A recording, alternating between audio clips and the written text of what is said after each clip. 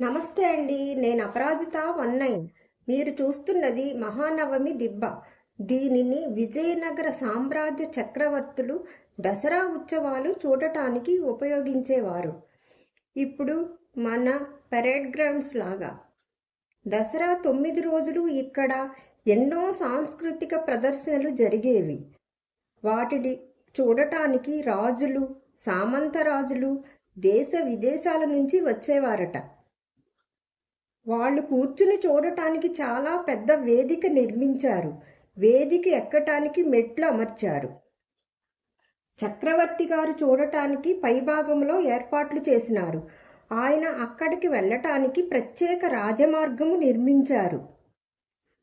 ఈ వేదికలో స్తంభాల సాకెట్లు జాడలు కనిపిస్తాయి. బహుశా ఈ ప్రాంతంలో చెక్క నిర్మాణాన్ని కలిగి ఉండటమే దీని ప్రత్యేకత. తూర్పు మరియు పశ్చిమ భాగంలో మెట్లను అమర్చినారు.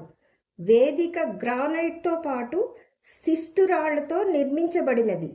వేదిక యొక్క భాగం శిస్తురాయి కేసింగ్ కలిగి ఉంది.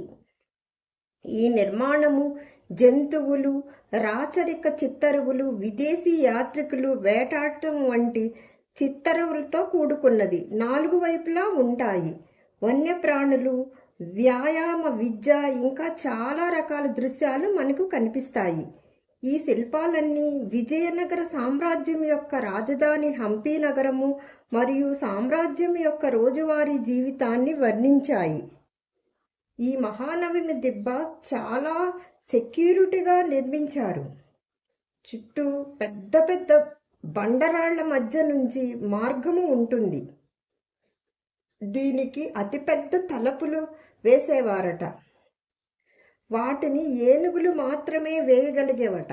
మానవ మాత్రుల వల్ల అవ్వేది కాదు. ఆ రాతి తలుపులను షార్ట్ వీడియోలో చూపిస్తాను, చూడండి. హంపి కనుక వెళితే మహానవమి దిబ్బను తప్పకుండా దర్శించండి. మనము పురాతన కాలంలో ఉన్నట్లు ఉంటుంది. Beautiful place. నా వీడియోస్ కనుక నచ్చితే సబ్స్క్రైబ్ చేసి, కామెంట్ చేసి, షేర్ చేయండి.